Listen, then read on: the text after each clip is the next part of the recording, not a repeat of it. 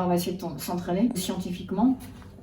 Donc l'idée c'est de vérifier que quand on demande de faire un effort facile, moyen, dur, très dur, physiologiquement, on voit que ça correspond à la réalité physiologique et on va essayer de te montrer si ce que tu ressens correspond à la réalité. Ça voudrait dire que l'intérêt de l'âge, c'est aussi de mieux sentir son corps. C'est-à-dire que ce qu'on a peut-être perdu en puissance, on a en acuité corporelle. On se connaît mieux, comme on dit. Donc, normalement, cette adéquation entre la réalité et ce que tu ressens devrait être impeccable, parce que tu te connais très bien. Voilà. Là, on a un dispositif qui s'appelle un analyseur d'oxygène portable, K5, Cosmed, c'est un matériel italien. C'est un appareil qui mesure chaque mouvement respiratoire, c'est-à-dire chaque fois qu'il va respirer et expirer, le gaz, donc on va mesurer le rejet de CO2, on va faire la différence entre l'oxygène qu'il y a dans l'air et l'oxygène qu'il rejette, donc on va pouvoir savoir ce qu'il a gardé, donc consommer. Il y a un lien direct entre la consommation d'oxygène et la vitesse ascensionnelle. Par exemple, 200 watts, pour quelqu'un qui fait 70 kg, ça va correspondre à 450 mètres de dénivelé heure. Au sommet de l'Everest, à la fin, vers le Rosso Hilary, c'est du 50 mètres heure. C'est à peu près ça le dénivelé. 50 mètres heure, ce qui est effectivement en bas, mais parce que l'oxygène disponible diminue, donc notre consommation d'oxygène est limitée. La puissance de Mark est de 250 watts. Pour donner un ordre de grandeur, Armstrong, en étant peut-être aidé, on va dire, montait à 700 watts. L'intérêt d'avoir une puissance grâce à la consommation d'oxygène, c'est de pouvoir avoir une marge de sécurité. Quand on est en altitude, qu'on a un maximum très élevé de consommation d'oxygène, ça veut dire qu'on va pouvoir marcher relativement vite quand on est à 75%. Consommer beaucoup d'oxygène, ça permet d'avoir une puissance et donc qui va se transformer en vitesse de course, qui va se transformer en vitesse de pédalage, tous les mouvements humains sous-tendus par une consommation d'oxygène. C'est exactement pareil qu'un moteur en fait.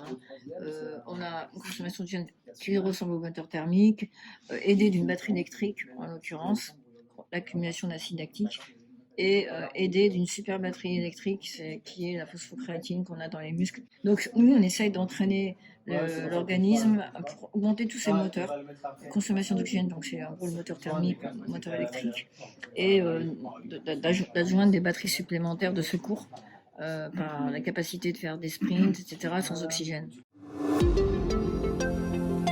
Ça veut dire que si on veut avoir une stratégie d'entraînement efficace pour l'Everest, il faut aussi entraîner des batteries annexes qui ne dépendent pas de l'oxygène. C'est-à-dire on va développer des capacités de sprinter.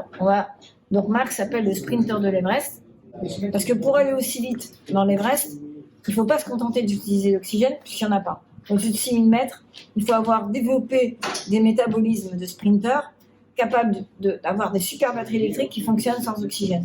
Donc on a un moteur thermique qui fonctionne avec l'oxygène et des super batteries électriques qui vont s'ajouter au moteur thermique qui va être utilisé jusqu'au camp de base, jusqu'à, je dirais, 700 mètres, hein, les premiers, voilà, la cascade de glace. Et derrière, ça va être les capacités de phosphocréatine et de tolérance à l'acide lactique. Alors, bien sûr, à condition, ça va pouvoir fonctionner, à condition qu'on fasse des pauses. Donc, ça va être comme des petits sprints, entre guillemets, hein, parce que 50 mètres heure, c'est pas forcément fulgurant au visuel, mais c'est un effort incommensurable. Et on va devoir faire une stratégie de petits pas, pause, on fait la phosphocréatine, on remonte. Un peu comme un sprinter qui enchaîne un entraînement où il fait 10 fois 30 mètres, lancé, il récupère 3 minutes, c'est le temps qu'il faut, etc. Et donc, on va aussi faire un entraînement pour développer la puissance. Donc là, ça tombe bien. D'ailleurs, si on peut voir la morphologie des marques et passants, on voit bien que ce ne sont pas des coureurs de marathon. Ils ont des muscles robustes qui correspondent justement à cette capacité de produire une grande puissance musculaire contre de fortes pentes, qui font appel à autre chose que de l'endurance, c'est une notion de puissance qu'ils ont déjà développée grâce à la montagne et qu'on va accentuer pour pouvoir faire face, pour Marc, aux effets du vieillissement. Parce que quand on vieillit, c'est ce qu'on perd en premier, cette puissance musculaire. On a encore la capacité d'utiliser de l'oxygène.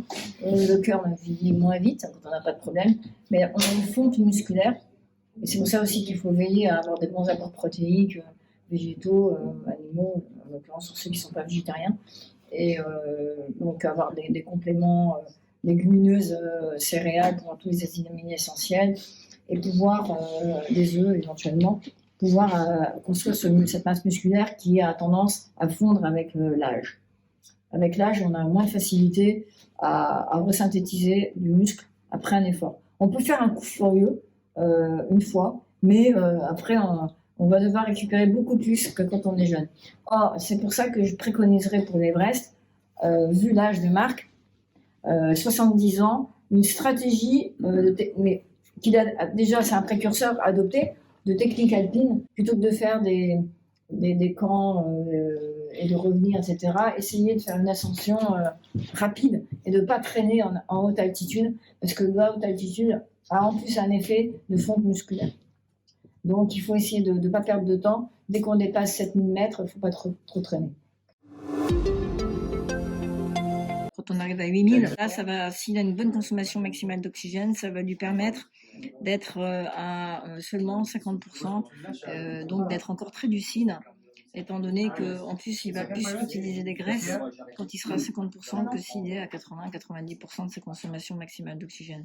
En fait, d'avoir une grosse puissance en utilisant l'oxygène permet d'avoir une grande marge de sécurité en montagne. Tout l'entraînement qu'on va donner sera un entraînement à la sensation. On ne te dira jamais soit à 130 de fréquence cardiaque, ça ne sert à rien. Parce qu'en altitude, la fréquence cardiaque maximale n'est pas la même, elle est beaucoup diminuée. Le cœur est sensible à l'hypoxie.